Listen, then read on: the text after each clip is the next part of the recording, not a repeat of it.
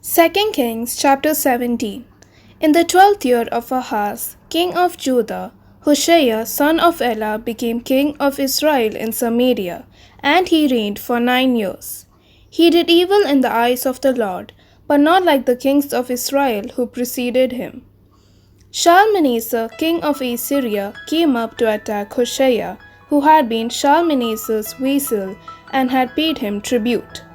But the king of Assyria discovered that Hoshea was a traitor, for he had sent envoys to So, king of Egypt, and he no longer paid tribute to the king of Assyria as he had done year by year. Therefore, Shalmaneser seized him and put him in prison. The king of Assyria invaded the entire land, marched against Samaria, and laid siege to it for 3 years. In the 9th year of Hoshea, the king of Assyria captured Samaria and deported the Israelites to Assyria. He settled them in Hala, in Goshen on the Habor river, and in the towns of the Medes. All this took place because the Israelites had sinned against the Lord their God, who had brought them up out of Egypt from under the power of Pharaoh, king of Egypt. They worshipped other gods and followed the practices of the nations the Lord had driven out before them, as well as the practices that the kings of Israel had introduced. The Israelites secretly did things against the Lord their God that were not right. From watchtower to fortified city, they built themselves high places in all their towns. They set up sacred stones and Asherah poles on every high hill and every spreading tree. At every high place they burnt incense as the nations whom the Lord had driven out before them had done. They did wicked things that provoked the Lord to anger. They worshipped idols through the Lord had said, "You shall not do this." The Lord warned Israel and Judah through all his prophets and seers. Turn from your evil ways, observe my commands and decrees, in accordance with the entire law that I commanded your fathers to obey, that I delivered to you through my servants, the prophets. But they would not listen, and were as stiff-necked as their fathers, who did not trust in the Lord their God. They rejected his decrees and the covenant he had made with their fathers, and the warnings he had given them. They followed worthless idols and themselves became worthless. They imitated the nations around them, although the Lord had ordered them, "Do not do as they do," and they did the things the Lord had forbidden them to do. They forsook all the commands of the Lord their God, and made for themselves 2 idols cast in the shape of calves, and an Asherah pole. They bowed down to all the starry hosts, and they worshipped Baal. They sacrificed their sons and daughters in the fire. They practiced divination and sorcery and sold themselves to do evil in the eyes of the Lord, provoking him to anger. So the Lord was very angry with Israel and removed them from his presence. Only the tribe of Judah was left, and even Judah did not keep the commands of the Lord their God. They followed the practices Israel had introduced. Therefore the Lord rejected all the people of Israel. He afflicted them and gave them into the hands of plunderers until he thrust them from his presence. When he tore Israel away from the house of David, they made Jeroboam son of Nebat their king. Jeroboam enticed Israel away from following the Lord and caused them to commit a great sin. The Israelites persisted in all the sins of Jeroboam and did not turn away from them, until the Lord removed them from his presence, as he had warned through all his servants and the prophets. So the people of Israel were taken from their homeland to exile in Assyria, and they are still there. The king of Assyria brought people from Babylon, Cutha, Ava, Hamath, and Sephaim, and settled them in the towns of Samaria to replace the Israelites. They took over Samaria and lived in its towns.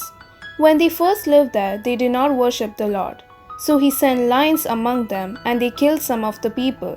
It was reported to the king of Assyria, "The people you deported and resettled in the towns of Samaria do not know what the God of that country requires. He has sent lions among them, which are killing them off, because the people do not know what he requires." Then the king of Assyria gave this order: Make one of the priests you took captive from Samaria go back to live there and teach the people what the God of the land requires. So one of the priests who had been exiled from Samaria came to live in Bethel and taught them how to worship the Lord. Nevertheless, each national group made its own gods in the several towns where they settled and set them up in the shrines of the people of Samaria had made at the high places. The men from Babylon made Skuth Benoth, the men from Kutha made Nergal, and the men from Hamath made Ashima. The Avites made Nibas and Taltak, and the Sepharvites burned their children in the fire as sacrifices to Adramelech and Anamelech, the gods of Sepharvaim. They worshipped the Lord, but they also appointed all sorts of their own people to officiate for them as priests in the shrines at the high places. They worshipped the Lord, but they also served their own gods in accordance with the customs of the nations from which they had been brought. To this day, they persist in their former practice. They neither worship the Lord nor adhere the decrees and ordinances, the laws and commands that the Lord gave the descendants of Jacob, whom he named Israel. When the Lord made a covenant with the Israelites, he commanded them, Do not worship any other gods or bow down to them, serve them or sacrifice to them. But the Lord, who brought you up out of Egypt with mighty power and outstretched arm, is the one you must worship. To him you shall bow down, and to him offer sacrifices. You must always be careful to keep the decrees and ordinances, the laws and commands he wrote for you. Do not worship other gods. Do not forget the covenant I have made with you, and do not worship other gods. Rather, worship the Lord your God. It is he who will deliver you from the hand of all your enemies. They would not listen, however, but persisted in their former practices. Even while these people were worshipping the Lord, they were serving their idols. To this day, their children and grandchildren continue to do as their fathers did. 2 Kings chapter 18. In the 3rd year of Hoshea, son of Elah, king of Israel, Hezekiah, son of Ahaz, king of Judah, began to reign. He was 25 years old when he became king, and he reigned in Jerusalem for 29 years. His mother's name was Abijah, daughter of Zechariah. He did what was right in the eyes of the Lord, just as his father David had done. He removed the high places, smashed the sacred stones, and cut down the Asherah poles. He broke into pieces the bronze snake Moses had made, for up to that time the Israelites had been burning incense to it. Hezekiah trusted in the Lord, the God of Israel. There was no one like him among all the kings of Judah, either before him or after him. He held fast to the Lord and did not cease to follow him. He kept the commands the Lord had given Moses. And the Lord was with him. He was successful in whatever he undertook. He rebelled against the king of Assyria and did not serve him. From watchtower to fortified city, he defeated the Philistines as far as Gaza and its territory. In King Hezekiah's 4th year, which was the 7th year of Hoshea son of Elah, king of Israel, Shalmaneser king of Assyria marched against Samaria and laid siege to it. At the end of 3 years, the Assyrians took it. So Samaria was captured in Hezekiah's 6th year, which was the 9th year of Hoshea king of Israel. The king of Assyria deported Israel to Assyria and settled them in Halah, in Gozan on the Habor River, and in the towns of Medes. This happened because they had not obeyed the Lord their God, but had violated the covenant, all that Moses the servant of the Lord commanded. They neither listened to the commands nor carried them out. In the 14th year of King Hezekiah's reign, Sennacherib king of Assyria attacked all the fortified cities of Judah and captured them. So Hezekiah king of Judah sent this message to the king of Assyria at Lachish: I have done wrong. Withdraw from me, and I will pay whatever you demand of me. The king of Assyria exacted from Hezekiah king of Judah 300 talents of silver and 30 talents of gold. So Hezekiah gave him all the silver that was found in the temple of the Lord and in the treasuries of the royal palace. At this time Hezekiah, king of Judah, stripped off the gold with which he had covered the doors and doorposts of the temple of the Lord, and gave it to the king of Assyria. The king of Assyria sent his supreme commander, his chief officer, and his field commander with a large army from Lachish to King Hezekiah at Jerusalem.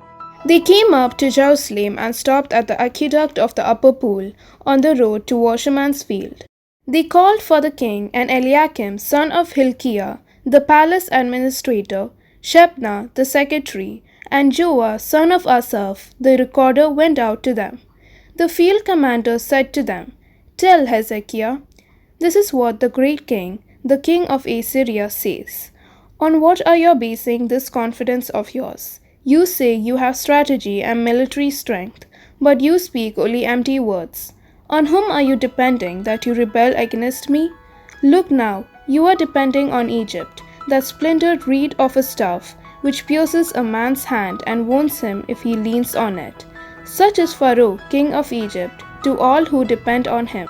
And if you say to me, 'We are depending on the Lord our God,' isn't he the one whose high places and altars Hezekiah removed, saying to Judah and Jerusalem, 'You must worship before this altar in Jerusalem'? Come now, make a bargain with my master, the king of Assyria. I will give you 2,000 horses, if you can put riders on them. How can you replace one officer of the least of my master's officials, even though you are depending on Egypt for chariots and horsemen? Furthermore, have I come to attack and destroy this place without word from the Lord? The Lord himself told me to march against this country and destroy it." Then Eliakim, son of Hilkiah, and Shebna and Joah said to the field commander, "Please speak to your servants in Aramaic, since we understand it. Don't speak to us in Hebrew in the hearing of the people on the wall." But the commander replied, "Was it only to your master and you that my master sent me to say these things, and not to the men sitting on the wall, who like you will have to eat their own fifth and drink their own urine?" Then the commander stood and called out in Hebrew, "Hear the word of the great king, the king of Assyria. This is what the king says. Do not let Hezekiah deceive you. He cannot deliver you from my hand. Do not let Hezekiah persuade you to trust in the Lord when he says, 'The Lord will surely deliver us.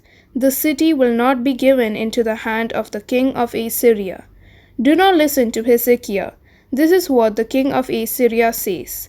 'Make peace with me and come out to me. Then every one of you will eat from his own vine and fig tree, and drink water from his own cistern, until I come and take you to a land like your own, a land of grain and new wine, a land of bread and vineyards, a land of olive trees and honey. Choose life and not death. Do not listen to Hezekiah, for he is misleading you when he says, 'The Lord will deliver us.' Has the God of any nation ever delivered us this land from the hand of the king of Assyria? Where are the gods of Hamath and Arpad? What are the gods of Sepharvaim, Hena, and Ivah? Have they rescued Samaria from my hand? Who of all the gods of these countries has been able to save his land from me? How then can the Lord deliver Jerusalem from my hand?" But the people remained silent and said nothing in reply, because the king had commanded, "Do not answer him." Then Eliakim, son of Hilkiah, the palace administrator, Shebna, the secretary, and Joah, son of Asaph, the recorder, went to Hezekiah with their clothes torn, and told him what the field commander had said.